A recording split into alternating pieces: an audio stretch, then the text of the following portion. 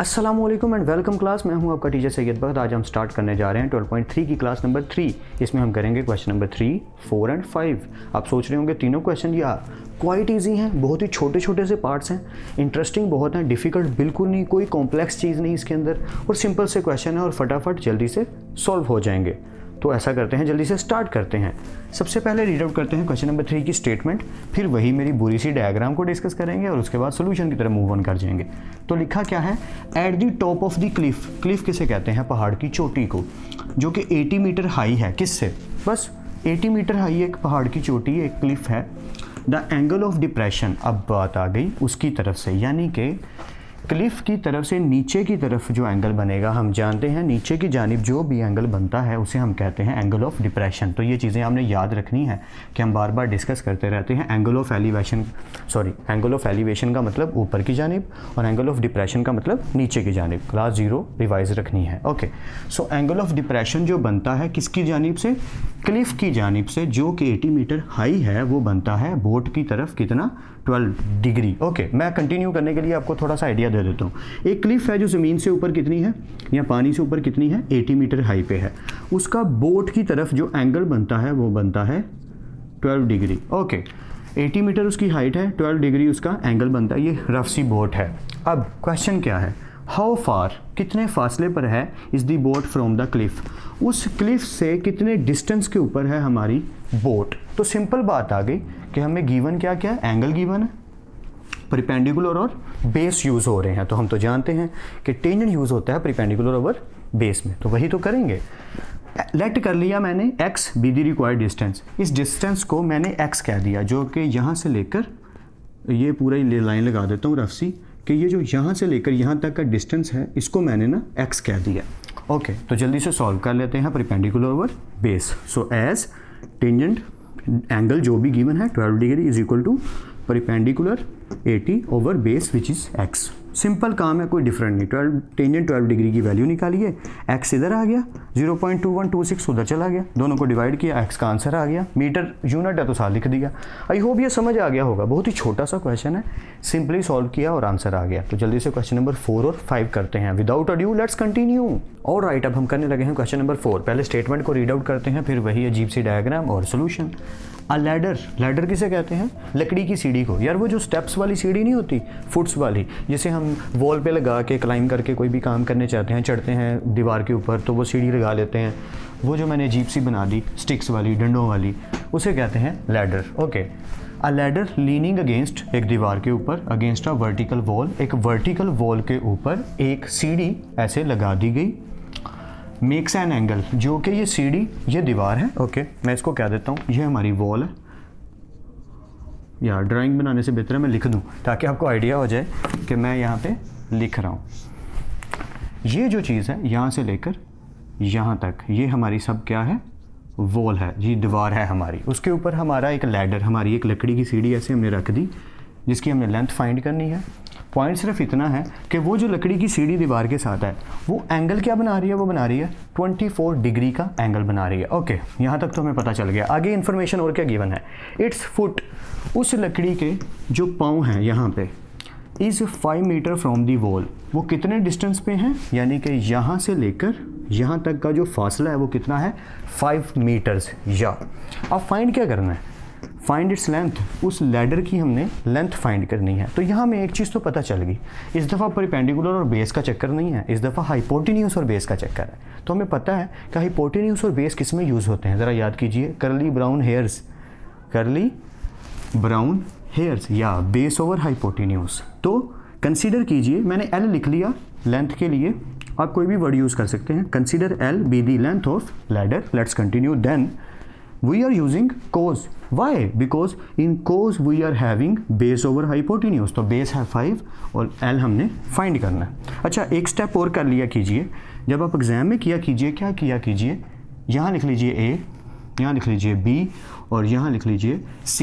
तो फिर ना स्टेप बढ़ाने के लिए इस तरह कर लिया कि cos एंगल लिखा और बेस ऊपर है और ये नीचे है, यानी कि ये तो स्टेप मैंने लिखना ही था। एक काम करते हैं, इनको ABC का नाम दे देते हैं, AB ओवर AC या CA, doesn't matter.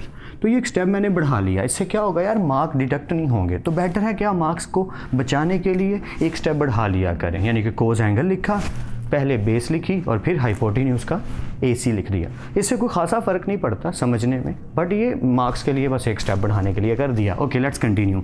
So cos 24 degree base over hypotenuse, base क्या है 5, हाइपोटेन्यूज क्या है हमारा L। सिंपल काम है, कोस 24 डिग्री वैल्यू निकाली, ये यहाँ पे आ गई, ये एज इट इज़ ऐसे कैसी, L सब इधर आ गए और 0.9135 इधर चले गए, सिंपली डिवाइड किया और L का आंसर आ गया। इसमें कोई मुश्किल बात नहीं है, क्वाइट सिंपल है, बस आपकी प्रैक्टिस की ज़रूरत इसमें भी है। कर लो तो बेटर है, नहीं करोगे तो कोई बात नहीं।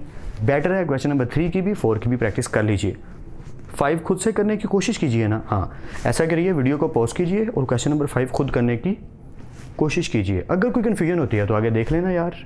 वेलकम बैक, क्लास करने लगे हैं। आज की क्लास का लास्ट क्वेश्चन नंबर 5, स्टेटमेंट को रीड आउट करते हैं और फिर डायग्राम और फिर solution. Let's continue. A kite, एक काइट है फ्लाइंग एट अ हाइट, जिसकी हाइट यानी कि अगर कोई एक काइट को उड़ा रहा है, फ्लाई करवा रहा है, तो वो जिस डोर से बांधी हुई है और वो जो काइट है वो ज़मीन से कितने फासले पर है। व्हाट आई मीन कि एक काइट उड़ा रहा है, एक पर्सन यहाँ पे खड़ा है, फॉर एग्जांपल एक बुरा सा बही वाला बुरा सा पर्सन बना लेते हैं यहाँ पे, और ये भाई साहब किसी तरह से इसको उड़ा रहे हैं। Let's continue. ओके, वो इस काइट को उड़ा रहे हैं, ये डोर है, यानी कि इसको स्ट्रिंग कहते हैं इंग्लिश में, कि ये जो डोर है हमारी, इसके ज़रिए वो उड़ा रहा है। अ काइट फ्लाइंग, एक काइट फ्लाई कर रही है, हाइट ऑफ 67.2 मीटर। समझने वाली बात यह है, जिसकी वजह से मैं इतना बोल रहा हूँ, कि ये जो काइट फ्लाई कर रही है ना, ये जितनी हाइट पे है वो हाइट ये कंसीडर होगी। बस ये आपने याद रखना है कि वो ज़मीन से जिस हाइट पे, उस हाइट को हम कंसीडर करेंगे 67.2 मीटर, कि इस ज़मीन के पॉइंट से ये जो काइट है ये इतनी ऊंची है 67.2 मीटर्स। ओके, ये फासला हमें कंसिडरेबल नहीं है कि वो कितना बनता है, डजंट मैटर, उसने जो बताया उसके अकॉर्डिंग चलते हैं। कंटिन्यू शुरू से। अ काइट, एक काइट फ्लाई कर रही है at a height of 67.2 metre, 67.2 metre height पे, is attach to a fully stretched string, एक क्या कहेंगे इसको, स्ट्रेच हो जाने वाली स्ट्रिंग के ज़रिए, यानी कि एक डोर के ज़रिए जुड़ी हुई है।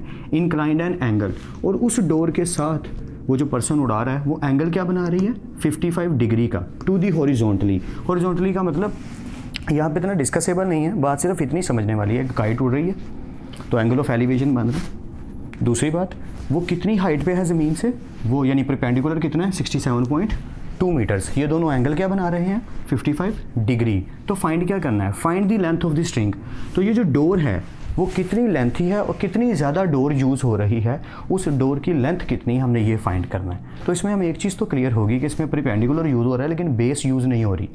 यानी कि क्वेश्चन नंबर 3 में, क्वेश्चन नंबर 4 में लास्ट जो अभी हमने किया उसमें क्या यूज़ हो रहा था, बेस और हाइपोटेन्यूज। बट इसमें क्या यूज़ हो रहा है, परपेंडिकुलर और हाइपोटेन्यूज। तो याद कीजिए क्या यूज़ होगा, सम पीपल हैव, या सम पीपल परपेंडिकुलर और हैव का मतलब हाइपोटेन्यूज। तो मैं ऐसा करता हूँ, वही वाला स्टेप जो मैंने नहीं किया वो एक दफ़ा कर लेते हैं। इस पॉइंट को A कह दीजिए, इस पॉइंट को B कह दीजिए, और इस पॉइंट को यानी कि जो यहाँ पे बनता है C कह दीजिए, जिसके साथ ये ट्रायंगल पूरी की पूरी बन रही है। काइट जैसी भी बन गई, बस बन गई। सो पॉइंट सिर्फ इतना है कि अब हमने इसके अकॉर्डिंग क्वेश्चन को सॉल्व करना है। तो आपने क्या करना है, पहले लाइन लिखनी है, let L be the length of the string. L हमने कंसिडर कर लिया लेंथ ऑफ द स्ट्रिंग है। उसके बाद साइन, जो कि एंगल है हमारा 55 डिग्री, साइन के अकॉर्डिंग क्या होना चाहिए, परपेंडिकुलर ओवर हाइपोटेन्यूज। तो परपेंडिकुलर बनता है BC और हाइपोटेन्यूज बनता है AC। इस स्टेप को करने के बाद अब आप इसकी वैल्यूज़ लिख लिए, sine 55 degree is equal to BC की वैल्यू क्या है 67.2 और AC की वैल्यू क्या है L। अगर किसी को कन्फ्यूजन होती है ना तो डजंट मैटर, डायरेक्ट कर लीजिए। या परपेंडिकुलर गिवन है, हाइपोटेन्यूज फाइंड करना है, और एंगल गिवन है। ये किस में होता है, साइन में। सम पीपल हैव, तो साइन 55 डिग्री या परपेंडिकुलर है 67.2 और हाइपोटेन्यूज है L इधर चला गया और साइन 55 डिग्री इधर आ गया। इसकी वैल्यू निकाली, सिंपली दोनों को डिवाइड किया और आंसर आ गया क्या थोड़ी स्पीड में बोल गया। एल इधर चला गया, साइन 55 डिग्री यहाँ आ गया, यहाँ पे कुछ भी नहीं किया, एल अपनी जगह पे 67.2 अपनी जगह पे, साइन 55 डिग्री की वैल्यू निकाल ली कैलकुलेटर से, बाद में इन दोनों को डिवाइड किया और फाइनली हमारा आंसर आ गया। आई होप ये आपको क्लास समझ आ गई हो। आपने इसकी ज़्यादा से ज़्यादा प्रैक्टिस करनी है, जितने भी क्वेश्चन हम करते जा रहे हैं, और आगे वाले क्वेश्चंस को खुद करने की साथ साथ कोशिश करते रहना है। जहाँ जहाँ कन्फ्यूजन हो वहाँ आगे आगे देखते जाना है, बट प्रेफरेबल यही रहेगा कि आप खुद करने की कोशिश करें। तो चलिए मिलते हैं नेक्स्ट क्लास में, तब तक अपना और अपने घर वालों का ख्याल रखिएगा। खुद आप सबको खुश रखे और कामयाब करे। खूब मेहनत करते रहिए यार, और स्मार्ट वर्क के साथ। अल्लाह हाफिज़ क्लास।